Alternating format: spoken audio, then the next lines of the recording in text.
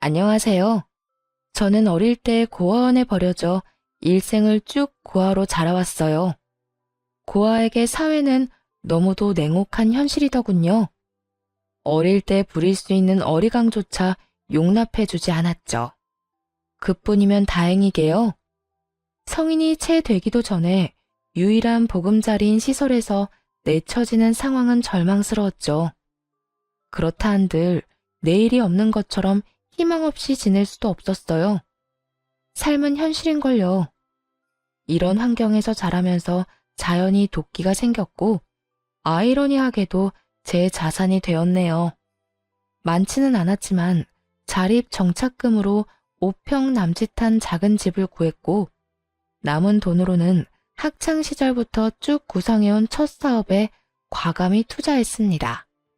우여곡절 많은 삶을 살면서 두려움이라고는 없었으니 가능했던 거죠. 모든 것이 힘겨웠고 첫 사업이기에 불안했지만 다행히도 빚에 허덕이는 힘든 역경 없이 차근히 성장해 나갔네요. 물론 시행착오도 수도 없이 겪었지만요. 그런 시행착오 끝에 30이 다 되어서야 사업은 안정적으로 자리를 잡았어요. 남편은 사업을 막 시작했을 때 뽑은 첫 직원이었어요. 배송과 물류 업무를 담당하는 직원이었는데 일머리가 좋아 남편에게 맡기는 업무가 점차 늘어갔죠. 자리 잡기 전까지 참 많이 의지했던 유일한 직원이었네요. 그래서였을까요? 어느 순간부터인가 공적인 기대는 점차 사적인 관심으로 변해가더라고요. 이런 마음을 알게 된 순간부터 불도저처럼 밀어붙였고 그 결과 남편은 연인이 되었네요. 그때는 이 남자를 놓치면 세상이 무너지는 것만 같았어요. 그런데 그런 남자가 결혼을 하자더군요. 경희야, 우리 곧 1주년이잖아. 연애 기간 1년이면 이제 딱 좋은 것 같다는 생각이 들어. 응? 대뜸 무슨 말이야. 설마 1년 연애했으니 연애 휴식기를 갖자. 뭐 이런 말을 하고 싶은 건 아니지? 그럼 나 너무 속상하고 슬픈데? 아니, 연애 휴식기가 아니라 연애는 그만 끝내자. 우리 이제 연애 말고 결혼하자. 내가 더 잘할게. 이 몇 마디가 왜 그리도 설레었는지 모르겠어요. 고백을 받자마자 시모에게 결혼 승낙을 받기 위해 인사를 갔네요. 시모의 첫인상은 그야말로 완벽했어요. 자상하면서도 또 소녀 같은 그런 분이었거든요. 그런 시모가 제 손을 부여잡고는 남편을 거둬줘서 고맙다고 어찌나 인사를 하던지. 사람 구실도 못하고 지내던 남편이라 걱정이 이만저만이 아니었는데 절 만나고부터 확 바뀌었다면서요. 그땐 반가운 마음에 인사치레를 그렇게 하는 거라 여겼죠. 그런 시모가 참 겸손한 사람처럼 느껴졌어요. 그렇기에 이런 사람들과 가족이 된다는 것이 외로이 살아온 제게 하늘이 주는 선물 같았네요. 경희 씨는 우리 집안의 귀한 사람이야. 내가 정말 딸보다 더 귀하게 대접할게요. 감사합니다. 말씀만으로도 가슴이 벅차요. 저도 부족함 없는 며느리가 되도록 노력할게요. 결혼은 나랑 하는데 왜 자기랑 엄마가 눈이 맞고 그래? 첫 만남인에도 죽이 척척 맞는 우리를 보며 남편은 너스레를 떨며 좋아했어요. 하지만 모순적이게도 이런 상황에 덜컥 겁이 나기도 했어요. 고아 출신을 아시고도 지금처럼 대해주실까? 하는 생각 때문이었죠. 결혼이라는 게 첫인상이 좋다고 모든 걸 인정받을 순 없는 거잖아요. 평생 숨길 수 있는 거라면 좋겠지만 어떻게 부모 없이 자랐다는 걸 숨길 수 있겠어요? 한참 좋은 시간을 나눈 뒤 돌아가기 전 큰 용기를 내어 솔직하게 털어놓았어요. 어머님, 그런데 제가 꼭 드릴 말씀이 있어요. 아마 이 이야기를 들으시면 제가 달리 보이실지도 몰라요. 달리 보일 게 뭐 있겠어? 편히 이야기해봐요. 저 고아원에서 나고 자란 고아예요. 낳아준 부모님이 어떤 분인지조차 모릅니다. 그런 저라도 가은 씨와 어머님의 가족이 될 수 있을까요? 시모는 이 말에 놀라 어쩔 줄 몰라 하셨어요. 하지만 놀람도 잠시 시모는 손을 포개어 잡고는 외롭고 힘든 시기를 이겨내고 이렇게 훌륭히 자란 게 대견하다고 다독여주더군요. 네, 시모는 고아 진경이가 아닌 사람 진경이로 봐주신 멋진 분이었어요.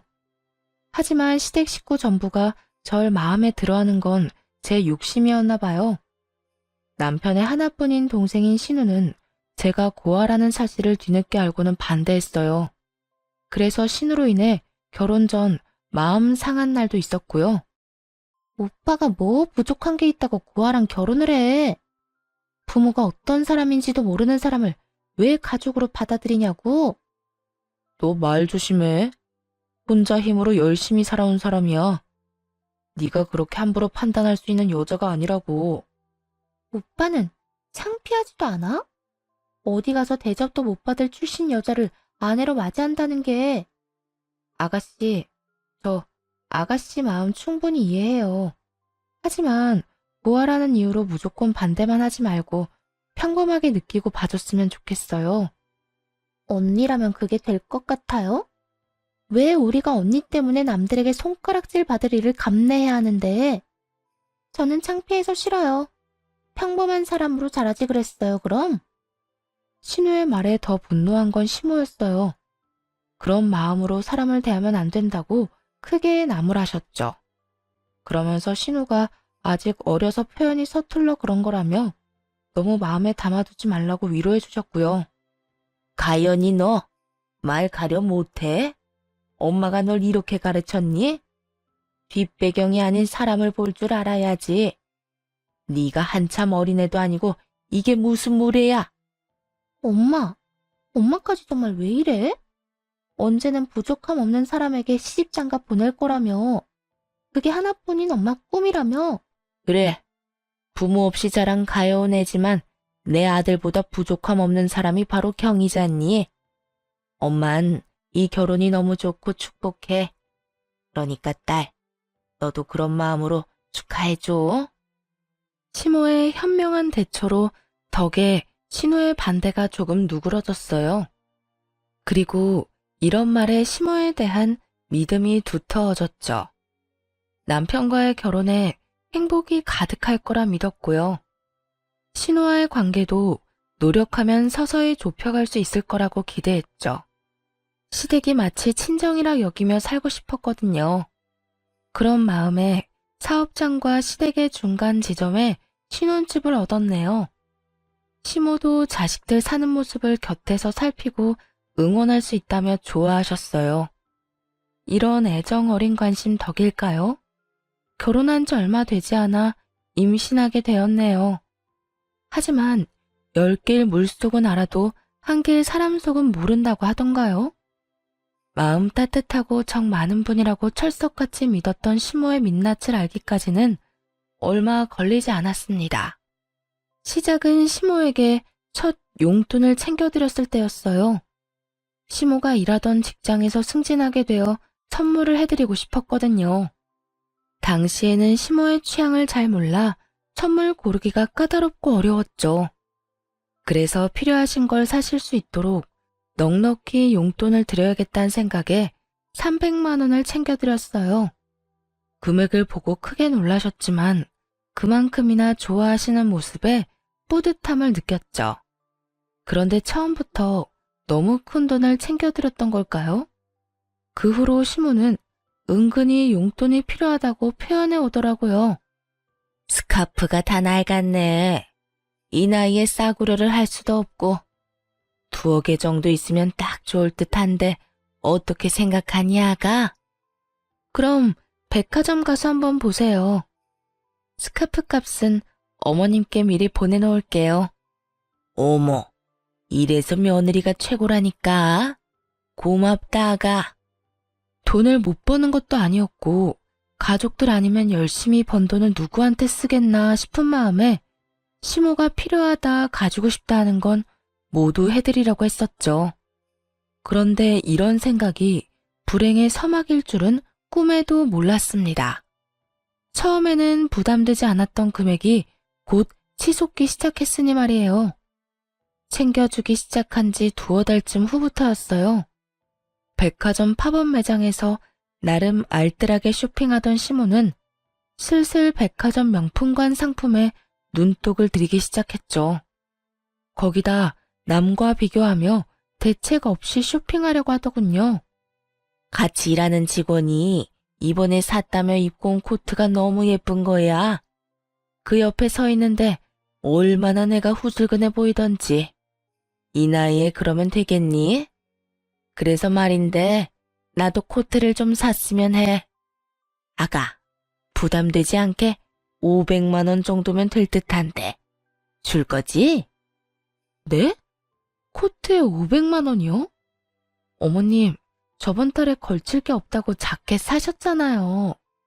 어머, 얘, 자켓이랑 코트가 같아? 내가 딱 봐둔 게 있어서 그래.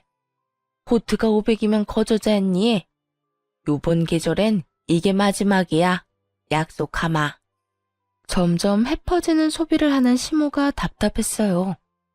명품관은 고가의 상품을 질비한 곳이니 그 안에서는 저렴한 편일지 모르죠. 하지만 금액만 놓고 본다면 어떻게 500만 원을 저렴하다고 할 수 있나요?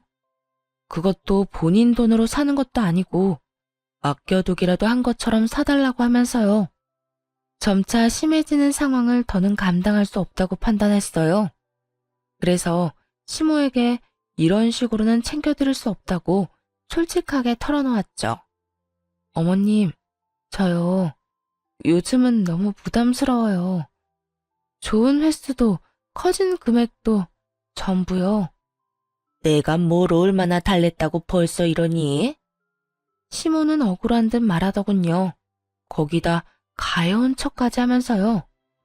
아가, 내가 네 덕 아니면 언제 또 이런 호사를 누려보겠어. 저도 어머님께 꼭 필요하다면 당연히 해드려야죠. 그런데 이런 식으론 곤란해요. 돈 잘 버는 며느리 덕 좀 보려고 했는데 이게 널 힘들게 하는 일이다. 뭐 이런 거야? 어떻게 그런 말을. 너무 서운하구나. 서운하다는 시모의 말에 말문이 막혔어요. 잘 보이고 싶어서 노력했는데 돌아오는 게 고작 서운함이라니요. 첫 단추를 잘못 끼웠다는 말을 이럴 때 쓰는 거겠죠. 지금이라도 상황을 바로잡기 위해 더 단호하게 말했어요. 시모는 기싸움이라고 여겼는지 코트는 포기 못하니 대신 금액을 낮추겠다더군요. 그런 시모에게 코트가 필요한 이유가 함께 일하는 분이 코트를 샀기 때문이라면 금액과는 상관없이 드릴 수 없다고 딱 잘랐어요. 그러자 시모는 역정을 내며 따지기 시작하더라고요. 그간 시모에게 드렸던 용돈을 적어둔 메모장을 시모에게 보여드리며 말했어요. 이걸 보고도 그런 말씀을 하실 수 있으세요? 1년이 채 되지 않는 기간 동안 드린 용돈이 직장인 연봉만큼이에요. 내가 그렇게 많이 썼을 리 있니?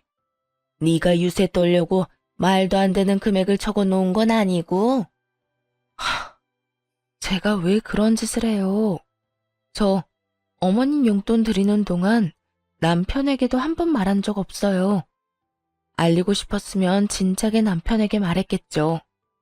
참나, 돈 몇 푼으로 치사하게도 구네. 예, 돈도 잘 버는 애가 왜 이렇게 치졸하니? 치졸한 게 아니고 악착같이 살면서 버는 거예요. 앞으로는 용돈으로 매달 100만 원씩 챙겨드릴게요. 필요한 게 있으시면 그 돈 모아서 직접 사세요. 이마저도 싫다고 하시면 그간 드렸던 용돈 기록 남편에게 다 알릴 거고요. 용돈을 매달 드린다고 했는데도 뭐가 그리 불만인지 시모는 그날부터 태도가 확 돌변했어요. 매달 드리기로 한 용돈을 드리는 날마저도 비꼬며 비아냥대기 일쑤였죠. 세상 참 좋아졌어. 보아가 사장도 돼서 시부모 용돈을 100만 원씩이나 주고 말이야. 이 눈치 없는 남편은 그런 말을 듣고도 바보 같은 소리를 하더군요. 진짜? 엄마는 좋겠다. 며느리가 용돈을 그렇게나 주고. 경희가 나 대신 엄마한테 효도하네. 효도는 무슨 당연한 거지. 이런 걸로 효도라고 하면 내 주변 친구들은 호강에 겨웠게. 시모의 바뀐 태도에 가끔 시댁에 갈 때면 여간 불편한 게 아니었어요. 시모도 전처럼 살갑지 않으니 좌불안석이었죠.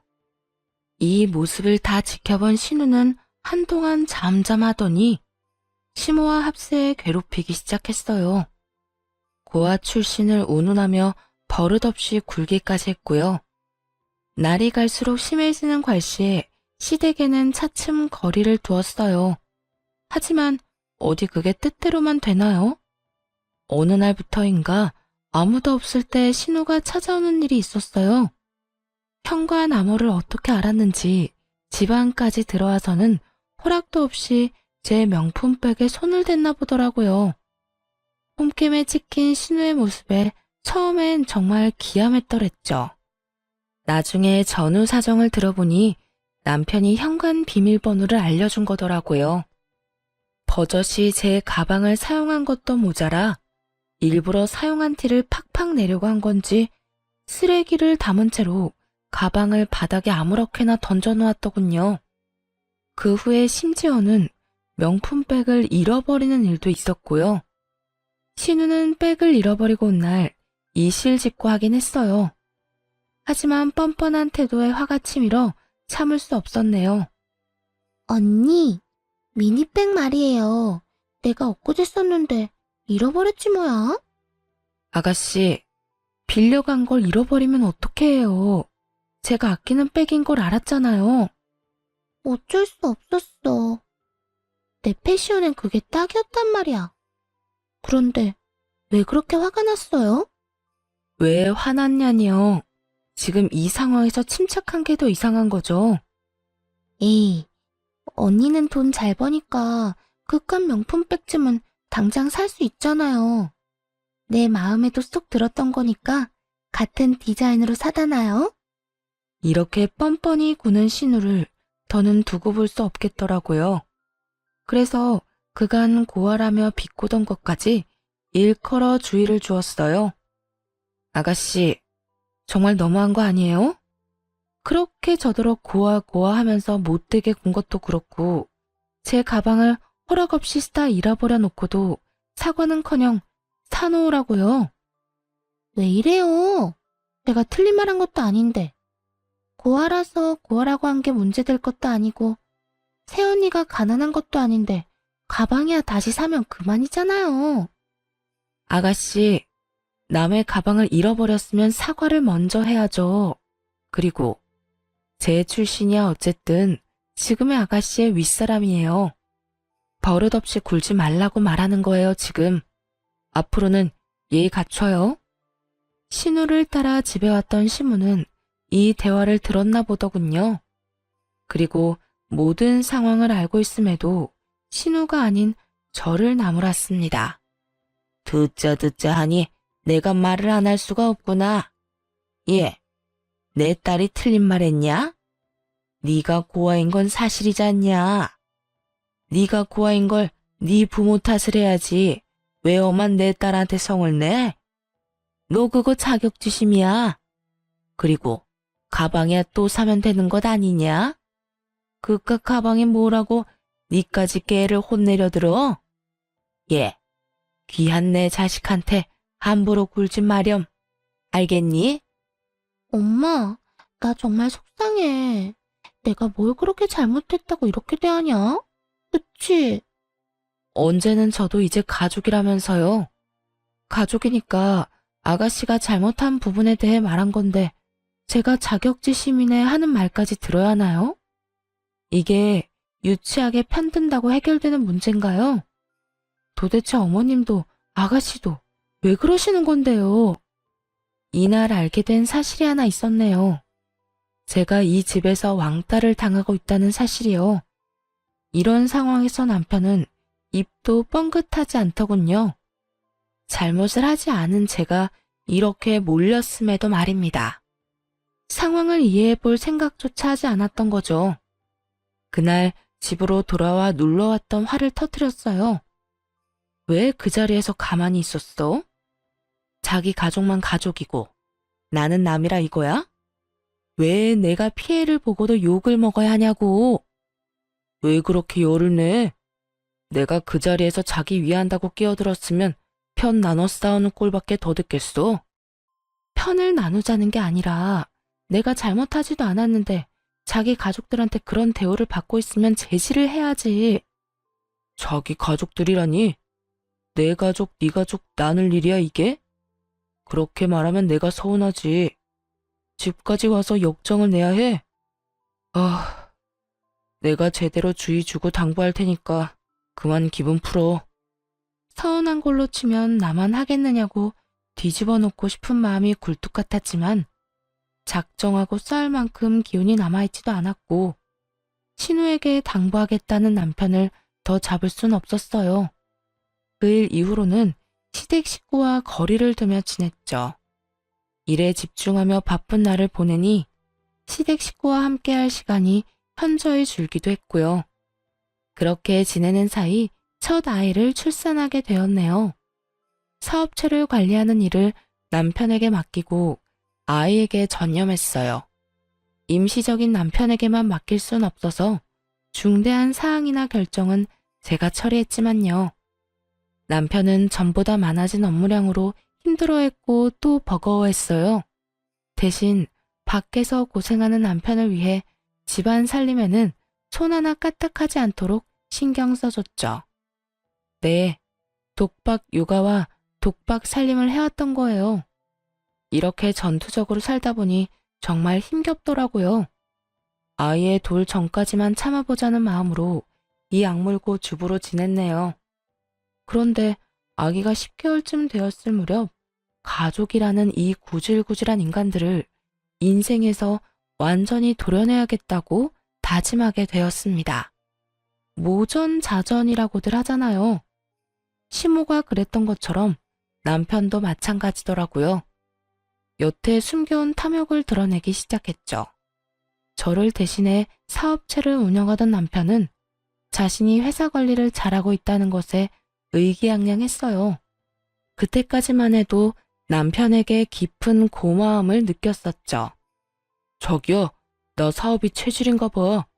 요즘 일이 재밌다는 걸 느낀다니까. 그렇게 느껴줘서 너무 고마워. 내 몫까지 해주느라 많이 힘들었을 텐데. 오빠가 잘해줘서 나도 내조를 열심히 하게 돼. 하지만 칭찬 몇 번에 이 얌체 같은 인간은 기고만장해져서는 제게 확인받아야 할 사항까지 멋대로 정하기 시작했어요. 결국 이로 인해 부부싸움까지 잦아진 것은 물론이고 이를 수습을 위해 애를 들쳐업은 채 뛰어다니는 수고를 해야 했어요. 그런데 이 남자 어쩜 이리도 뻔뻔할 수 있을까요? 남편은 자기가 잘하는 모습만 눈에 보이는 건지 자신이 원래 사업 수완이 좋은 사람이라며 매출을 운운하며 욕심을 드러내더군요. 당신 이번 매출 보고 받았지? 내가 1인 받고 운영하는 기간 동안 매출 확 오른 거 말이야. 응, 저번 주에 전달 받았어. 수고 많았어, 오빠. 그래도 주말까지 나가지 말고 하루쯤은 가족이랑 시간도 좀 보내줘.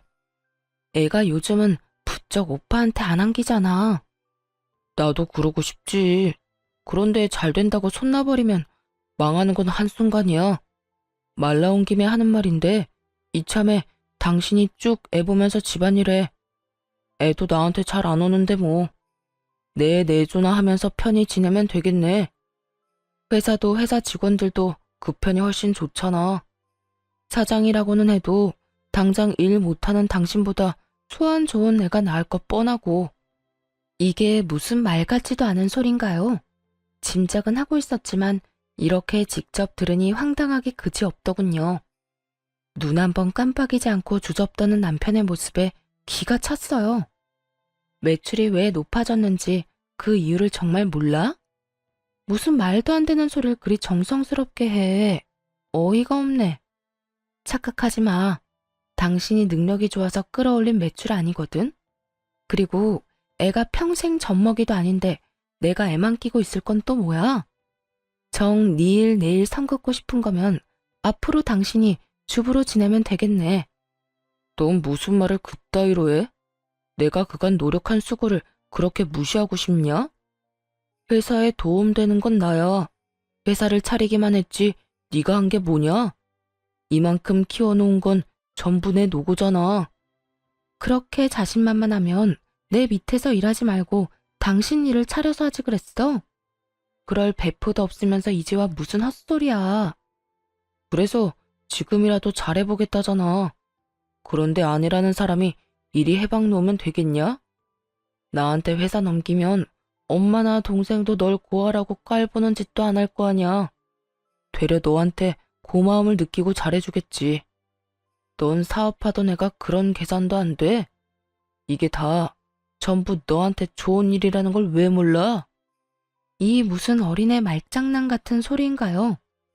모든 청춘을 쏟아부어 읽어온 제 이름의 사업체에 낯짝 두꺼운 인간이 숟가락만 얹으려는 거면서 말이죠. 마치 자기가 다 이뤄낸 성과인 것처럼 말하는 것도 우스운데 자기 가족을 들먹이며 이제라도 이쁨 받으려면 사업을 넘겨주라뇨? 이러려고 제 모든 걸 걸고 키운 사업이 아닌데 말입니다. 경솔하게 나불거리는 남편의 주둥이에 화가 솟구쳤어요. 당장이라도 이 인간의 머리채를 잡고 싶은 심정이었죠. 본때를 보여줘야겠다는 생각에 집안을 엎으려던 그 순간 도어락 소리가 들리더니 현관이 덜컥 열리더군요. 자칭 제 가족이라는 그 인간들이 집 안으로 들어온 거였죠. 갑작스러운 시댁 식구의 등장에 난리치려던 걸 멈추었어요. 어머님, 아가씨, 갑자기 연락도 없이 집에는 무슨 일이세요? 내가 불렀어. 타이밍 딱 맞춰 잘 왔네. 갑자기 그게 무슨 말이야? 나한테 언질도 없었잖아. 가족이 집에 오는데 꼭 말을 해야 해. 이 중대한 사항을 우리 둘의 의견으로만 결정할 순 없잖아. 그래서 가족 회의를 좀 해볼까 싶어서 불렀지. 놀러 오라더니 어떤 중대한 사항? 너희 무슨 일 있는 거니? 저는 물론 시모와 신우까지도 가족 회의라는 소리를 듣고 당혹스러워했어요. 남편만이 아랑곳 않고 말을 이어갔죠. 오늘 가족 회의 주제는 자신이 사업체를 넘겨받아 운영하는 것에 대해서라더군요. 이 말을 들은 시댁 식구는 눈빛이 싹 돌변하더라고요.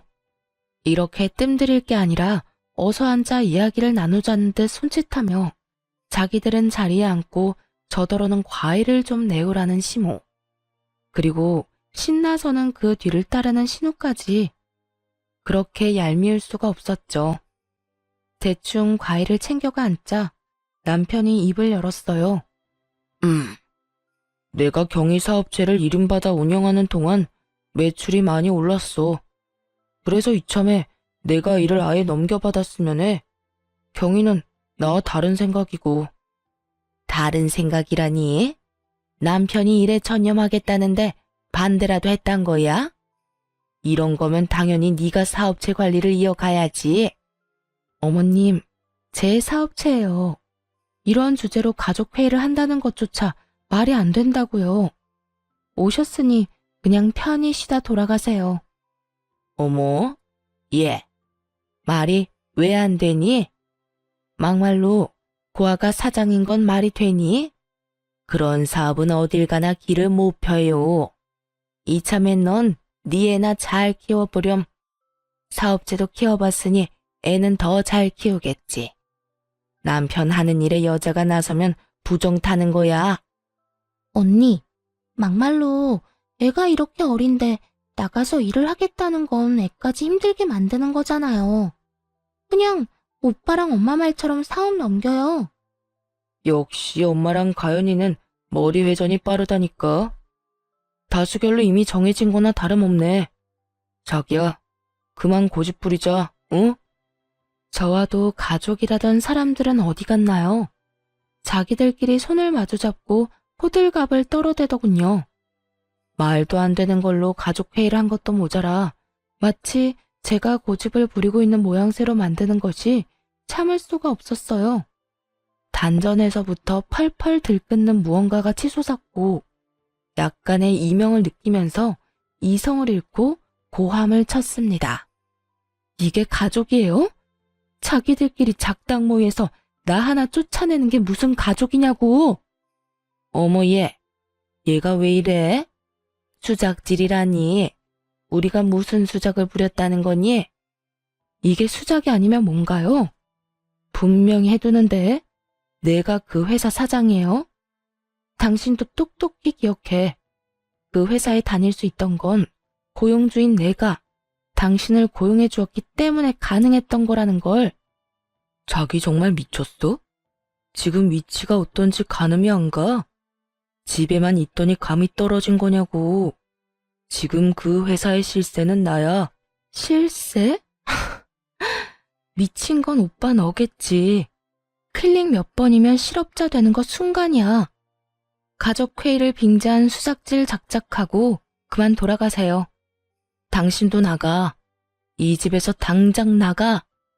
그날 그렇게 유일한 가족들을 집에서 내쫓았네요. 가족이라는 이유로 제 모든 걸 망치는 그 인간들을 두고 볼 수 없었으니까요. 그 후 남편 모르게 변호사를 통해 이혼을 준비하기 시작했어요. 이때만 해도 고부 갈등으로 이혼하는 식으로 계획했었죠. 그간 고아라는 이유로 괴롭혀온 시댁의 행실을 곱게 넘어가주고 싶지 않았거든요. 남편 역시 시모와 신우랑 하등 다를 것이 없었잖아요. 연애할 땐 고아가 대수라는 듯 대했지만 막상 결혼하고 나니 제가 고아라는 사실이 팩트라는 인간이니 말입니다. 사업을 하면서 생긴 성견지명 덕에 괄씹었던 내내 차곡차곡 모아둔 증거들이 수두로 빽빽했어요. 그러니 이혼 계획도 수월하게 준비할 수 있어 어려움도 없었죠. 이혼 소송은 꽤 기간이 필요하다고 하기에 그동안은 남편이 덕본 것들을 하나씩 차근히 빼앗아 오겠다 마음먹었어요. 자신의 탐욕이 불러온 파국을 온몸으로 느낄 수 있도록요. 가장 먼저 한 일은 제 회사에서 당장 해고하는 것이었네요. 물론 해고장은 남편이 지내고 있던 시댁으로 보냈고요. 아니나 다를까 그 서류를 받자마자 남편은 곧장 찾아왔어요. 비밀번호를 바꿔서 들어오지도 못하고 현관문을 두드리며 어찌나 고함을 쳐대던지. 야, 문 열어. 문 안 열어? 네가 뭔데 날 잘라?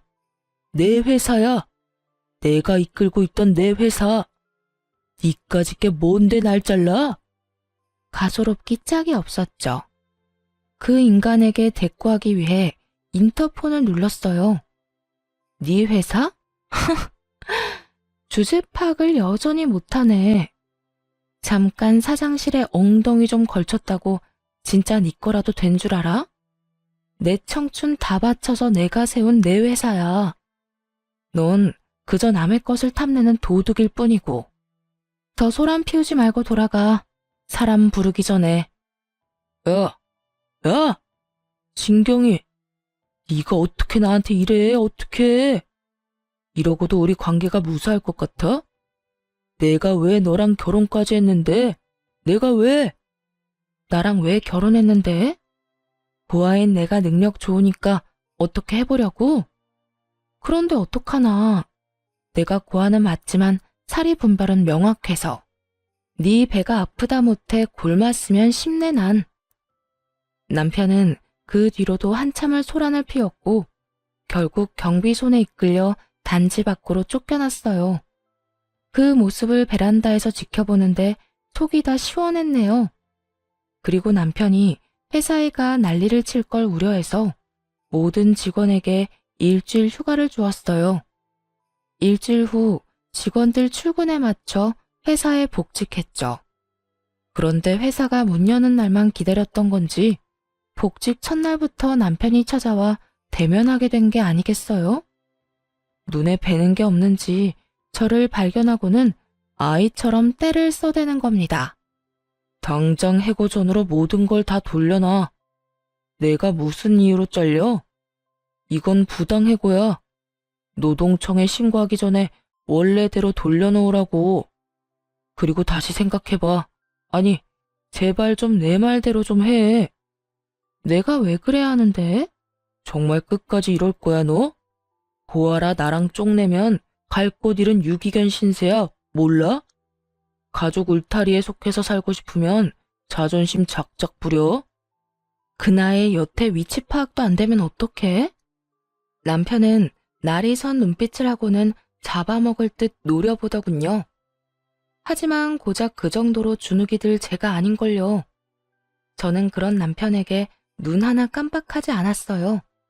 그런 모습이 더 남편을 자극했던 건지 갑자기 멱살을 잡더군요. 태어난 것 자체가 죄라 부모한테 버려진 년을 돈 많은 거 하나 보고 걷어줬더니 이렇게 내 뒤통수를 쳐? 이래서 천한 신분인 것들은 상종하면 안 되는 거야. 너처럼 은혜를 원수로 갚으니까.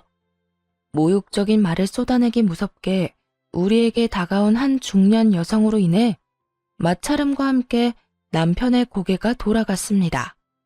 남편은 그 힘 때문에 제 멱살을 잡고 있던 손까지 놓치며 휘청거렸죠. 그 여성은 벙친 남편을 향해 삿대질까지 해대며 분개했어요. 한낱 벌레만도 못한 너 따위가 뭔데 내 딸을 함부로 대해? 네가 뭔데? 내 딸 인생엔 그 누구도 관여할 수 없어. 그게 부모인 나라고 해도. 그런데 감히 니깎게 내 딸을 모욕한 것도 모자라 멱살까지 잡아? 누구세요? 진경이, 이 사람 누구야? 누군데 내 뺨을 갈기는데? 나? 내 딸한테 빌붙는 쓰레기 치우러 온 사람이다. 왜? 앞에서 말한 것처럼 저는 부모 얼굴도 모르고 자랐어요. 그랬죠. 그런데 기적처럼 1년 전 저를 버린 엄마와 연락이 닿은 일이 있었거든요. 물론 처음엔 믿지 못했어요. 아니, 믿고 싶지 않았습니다.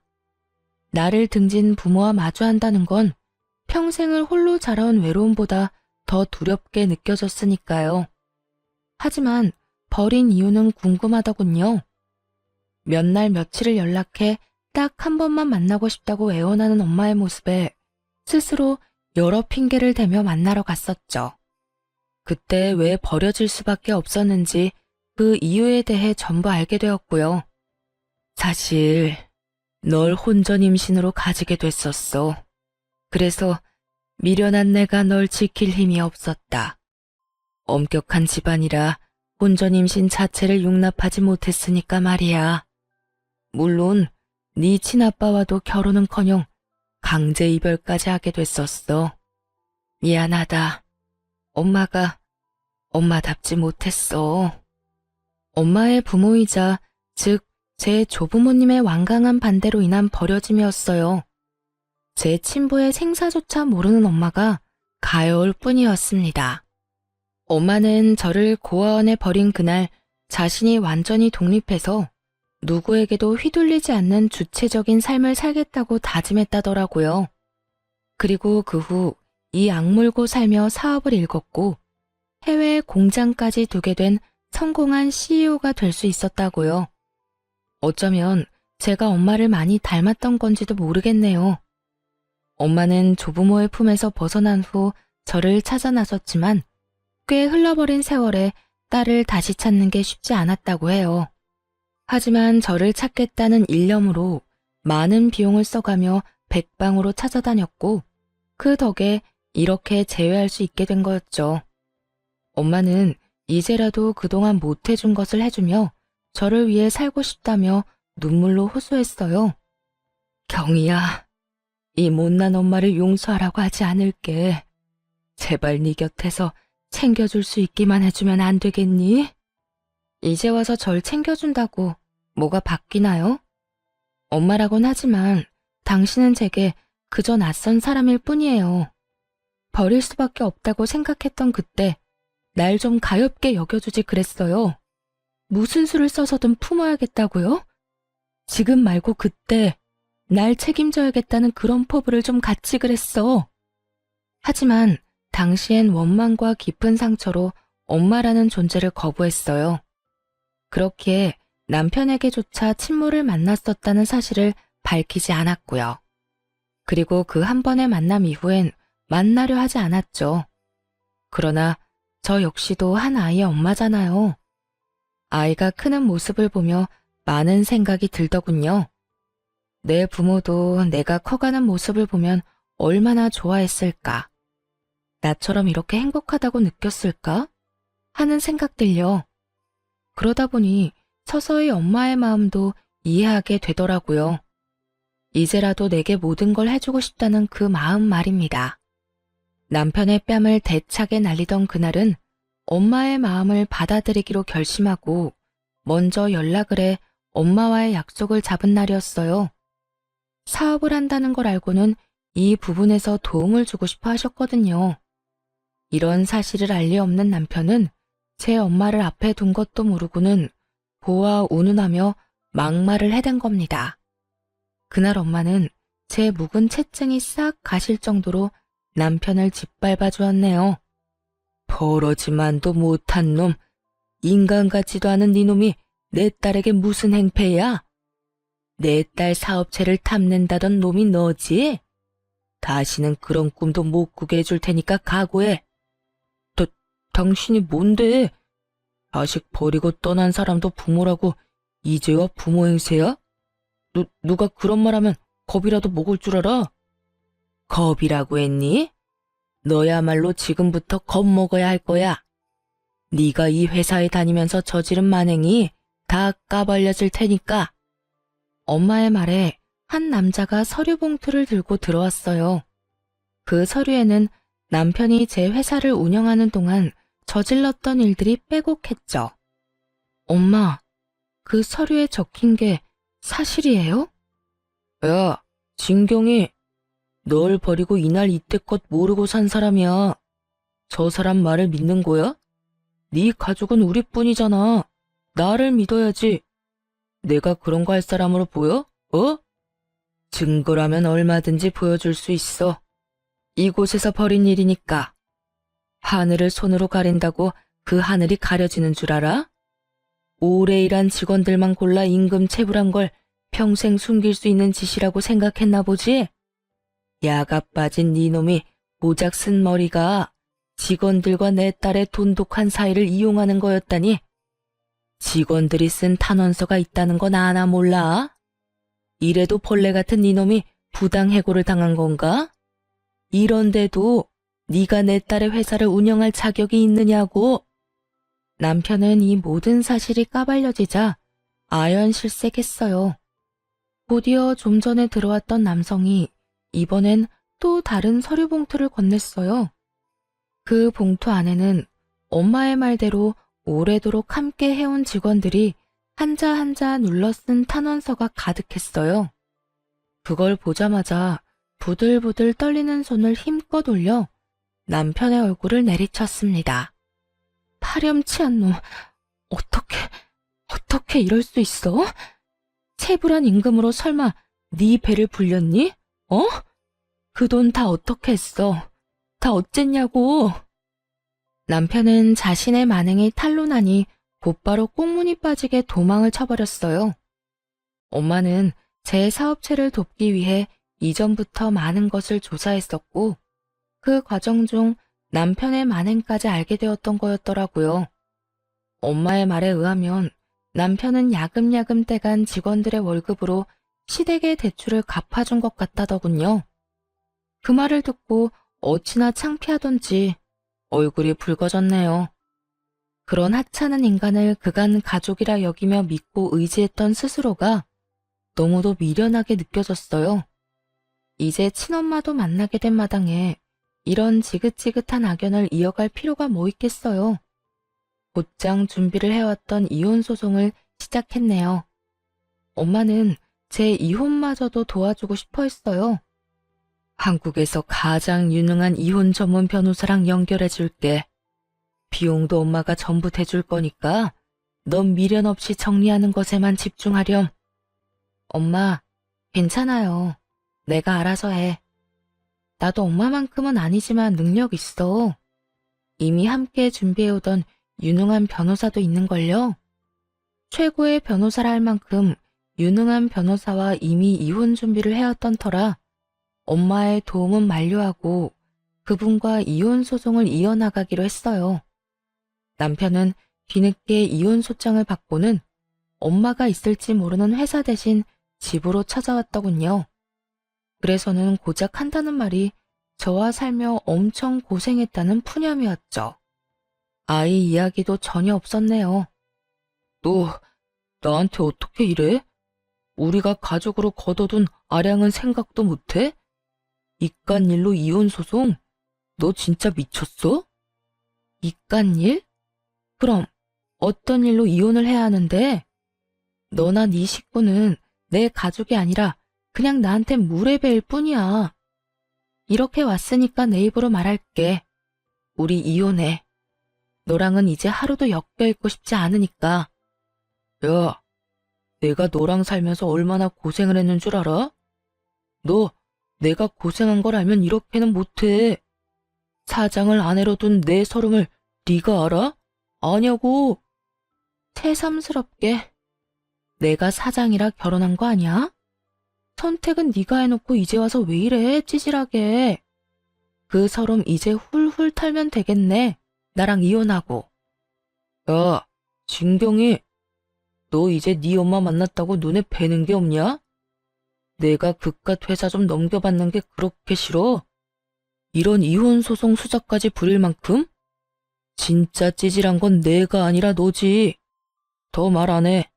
이혼 소송 당장 취하해. 남편은 자신이 뭘 잘못했는지조차 모르고 있었어요.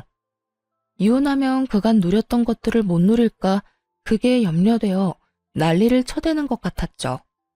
이혼 소송 취하하라며 뻔뻔하게 나오는 남편을 보고 있자니 내 돈이 아쉽긴 했나 보네 하는 생각이 들더군요. 취하는 무슨, 하루빨리 소송이 끝나길 바랄 뿐인걸요. 오히려 변호사에게 연락해 남편에게 10원도 넘겨주지 않게 해달라고 했네요. 시모는 이혼 소송이 진행되고 있다는 사실을 늦게 알았는지 시간이 지나고서야 찾아와선 들들 볶아댔어요. 아가, 너 정말 이혼을 할 참이야? 네가 정말 정신이 나간 거니? 고아인 네가 우리 아들을 버린다는 게 말이나 되냐? 응? 그래, 새언니, 진짜 이성적으로 생각을 좀 해봐. 우리같이 고아인 언니를 받아줄 사람이 또 어딨어? 설마 돈 좀 있다고 남들이 다 우리처럼 호의적일 줄 아는 건 아니지? 이 나이에 고아로 자랐다고 차별하는 사람 만나는 게 더 드물다는 거 모르세요? 제가 고아라고 써붙여 다니면 몰라도요. 그런 되지도 않는 걱정 말고 찾아오지 마세요. 곧 이혼 소송도 끝날 것 같으니까요. 이 인간들은 이혼 소송 끝날 것 같다는 말에 소스라치게 놀라서는 발등에 불 떨어진 양 난리를 쳐댔습니다. 넌 정말 끝까지 마음에 드는 구석이라고는 없구나. 다 끝날 것 같으면 이혼 그까짓 거 하렴. 나라고 고아인 네가 마음에 들어 잡아두려던 건 아니니까. 예, 부부는 공동재산인 거 알지? 재산 분할 제대로 해. 그래, 이혼 그깟게 뭐 흠이라고. 우리 오빠가 언니 대신에 회사 운영했던 몫까지 톡톡히 내놔요. 우리 오빠가 고아인 언니 데리고 살던 곳까지 다 돈으로 갚으라고요. 그 밥에 그 나물이라더니 어쩜 남편이고 시댁 인간들이고 이리도 똑같을 수가 있는지 신기할 정도였네요. 재산 분할을 물고 늘어지며 한 푼이라도 더 떼가려고 혈안이 돼서는 그 이후에도 한참이나 찾아와 괴롭혀댔으니 말입니다. 하지만 제 목표는 이 쓰레기만도 못한 인간들에게 티끌만큼의 돈도 주지 않는 거였죠. 재산 분할은커녕 오히려 시모와 신우가 절더러 고아라고 무시하고 헐뜯었던 것과 그걸 보면서도 남편이 방임했던 태도, 그리고 남편이 제 재산을 탈취하려던 의도와 함께 직원들의 임금 체불과 그를 사적으로 활용한 것까지 얹어서 이혼 소송은 승소의 기쁨을 안겨주며 끝났네요. 그뿐이겠어요. 시댁의 못된 행실들 덕에 위자료까지 최대로 받을 수 있었답니다. 다 제가 읽어온 것이니 공동재산이랄 것도 없어 분할할 이유조차 없었고요. 그러나 이대로 끝낼 인간들이 아니었어요. 어떻게든 괴롭힐 요량으로 시모와 신우까지 합세해서는 양육권을 들먹이며 소송하겠다고 난리를 쳐대더라고요. 양심도 없는 년, 낯짝이 두꺼우니 이렇게 사람 물을 먹이지? 너 같은 것이 애를 키울 자격이나 있는 줄 아냐? 양육권 내놔, 양육권. 그 돈이라도 받아먹게. 제 자식을 사기꾼으로 만들고 싶진 않네요. 그리고 경제력도 없는 인간을 뭘 믿고 애를 맡겨요? 미쳤어요? 경제력이 없다니. 경제력은 네가 빼앗아간 거잖아. 네가 내 인생을 이렇게 꼬아놓은 거잖아. 돌려내라고. 사람이 이렇게 추잡스럽게 미치면 어떻게 해. 내가 빼앗은 게 아니라 네가 죄를 지어서 잘린 거야. 법원에서도 인정한 걸 아직도 이해 못해? 미련에서는. 뭐야? 야, 이년이 돈 좀 있어서 고아라도 받아줬더니 이제 있는 돈 없는 돈 다 빼앗아 가놓고 뭐? 다는 못 뺏겨. 내 손주라도 데리고 올 거야. 그런 줄 알아? 해보세요, 어디. 경제력도 없고 주 양육자도 아닌 남편이 뭘 할 수 있을지 저도 궁금하네요. 애 한 번을 제대로 안아준 적 없는 저 인간이 무슨 해볼 테면 해봐요. 아빠로서 자격도 없는 무능한 인간 딱지 제대로 붙여드릴 테니까. 전 시모는 지 아들의 무능함은 전부 제가 만든 거라며 무섭고 독한 년이라고 한참 욕을 퍼붓고는 이를 바득바득 갈면서 남편을 데리고 돌아갔어요.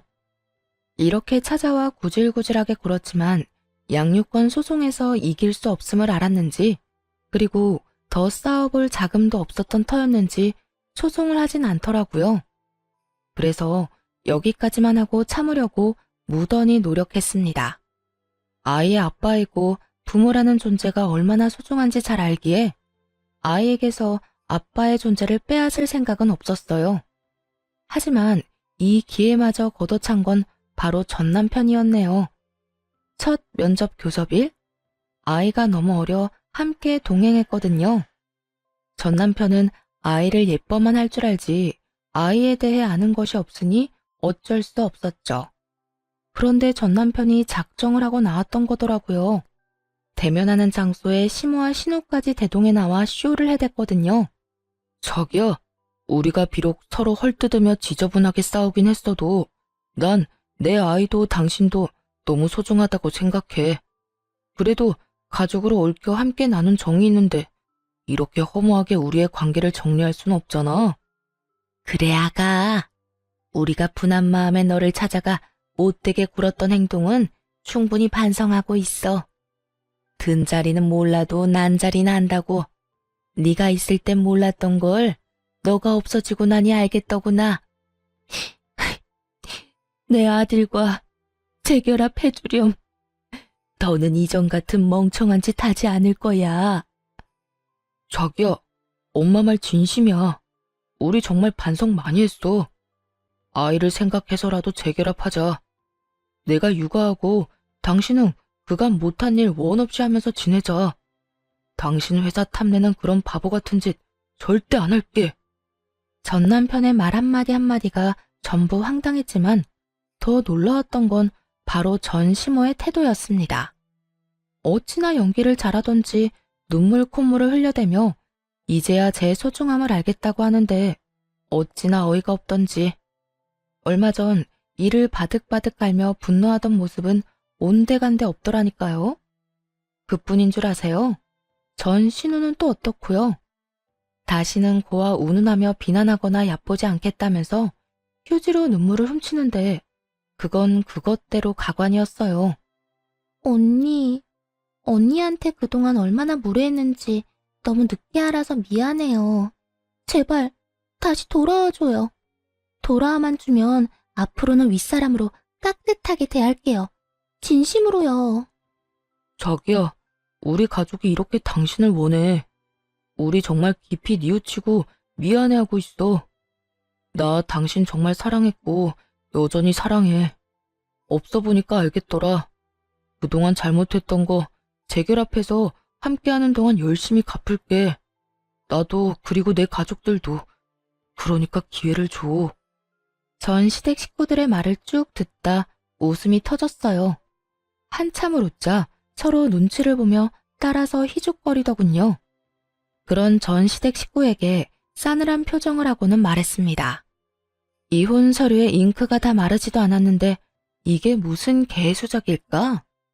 당신들이 날 고발하며 괄시했던 내용이 여전히 고스란히 남아있는데 정신 차릴 겸 한번 들려드릴까요? 진짜 대단들 하네요. 돈이 있다 없으니까 미칠 것 같던가요? 발칙하기 짝이 없네. 그러게, 있을 때 잘 좀 하지. 자기야, 무슨 말을 그렇게 해. 우린 전부 진심이야. 우리 가족은 널 그리워하고 있다고. 날 그리워해? 내 돈이 필요한 걸 누가 모르니? 고아 하더니 정말 저는 평생 고아로 살 운명인가 봐요. 나한테 이러는 당신들 꼴이 너무 우습고 천박해 보이니 말이에요. 다들 정신 좀 차리세요. 남 등쳐먹고 살 궁리 그만하시고. 이 말에 갑자기 전 남편은 오열을 하며 포효했어요. 그리고 곧 이러는 이유를 알게 되었죠. 내가 이 나이에 무슨 일을 할 수 있겠어. 너랑 헤어지고 땡전 한 푼 없는 몸으로 뭐라도 하겠다고 택배일 시작했는데 지금 그마저도 잘려서 일용직을 해야 할 판이야. 나 정말 네 회사 욕심내지 않을게. 제발 날 좀 받아주면 안 될까? 예, 우리도 위자료 준 돈 메꾸느라 너가 줬던 명품 백이고 옷이고 다 팔았다. 내가 이 나이 먹고 호줄근한 모습으로 나다니는 게 창피해 미칠 지경이야. 제발 내 위신 좀 되찾게 도와주렴, 응? 언니, 제발 사람 살린다 생각하고 우리 좀 받아줘요. 부탁이에요. 어찌나 돌아와 달라 애원을 하던지요. 하지만 그런 전 시댁 식구들의 모습에 동요하지 않았어요. 불쌍하긴커녕 되려 더 괘씸하게 느껴질 뿐이었죠. 마지막으로 제대로 짓밟아주고 싶다는 생각마저 들더군요. 아, 참 다들 재미있네요.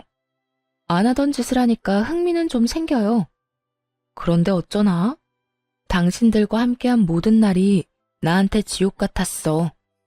그래도 그 덕에 부자 엄마와 연도 닿고 얼마나 다행인지 몰라요.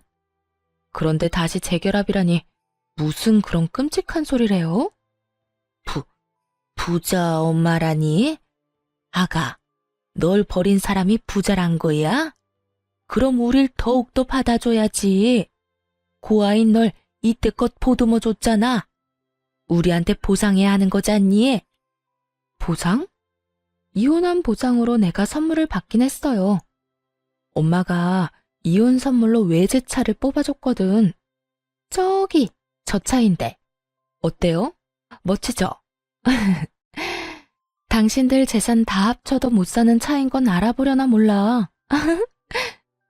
가리킨 차를 보더니 전 시댁 식구들은 놀라 입이 떡 벌어지더라고요.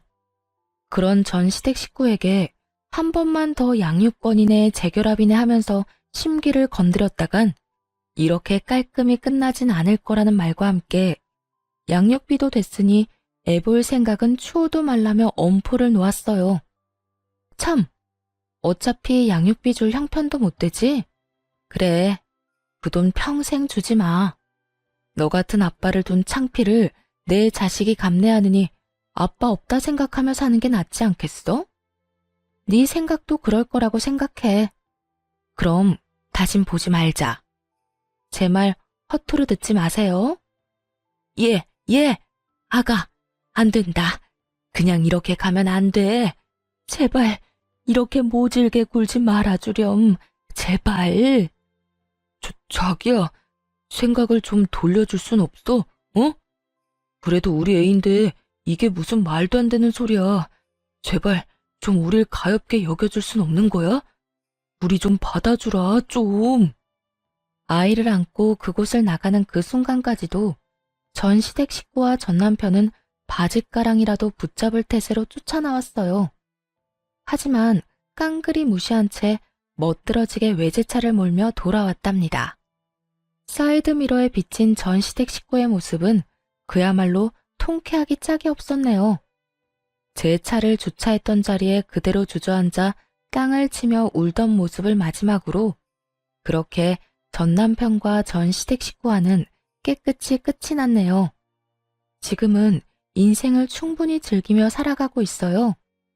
아이도 꽤 자라 어린이집을 다니며 행복한 나날을 보내고 있답니다. 물론 사업에 열중하느라 눈, 코, 뜰 새 없이 바쁜 날의 연속이지만 그럼에도 육아 역시 놓지 않고 충실히 해내고 있어요.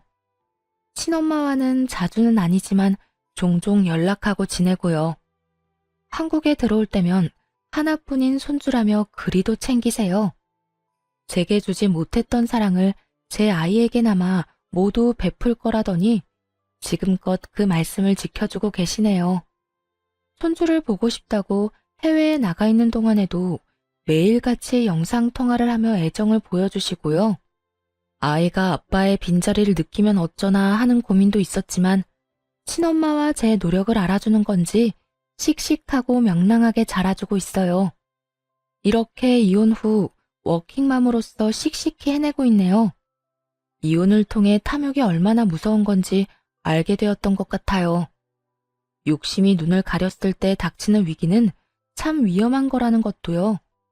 제 것에 충실하고 열심히 하는 것만큼 안정적이고 보람찬 것도 없다고 생각해요. 그래서 모든 열정을 제 삶에 쏟게 되네요. 앞으로도 지금처럼 저와 제 아이에 집중하며 우리 가정의 행복을 위해 살려고요. 한부모 가정이기는 해도 아이에게 그늘이 생기지 않도록 모든 사랑을 다 줄 생각이네요. 그렇게 소중한 제 아이와 저 자신을 지킬 거예요. 사연을 들어주신 많은 분께 감사한 마음 전하며 이만 마칩니다. 좋은 날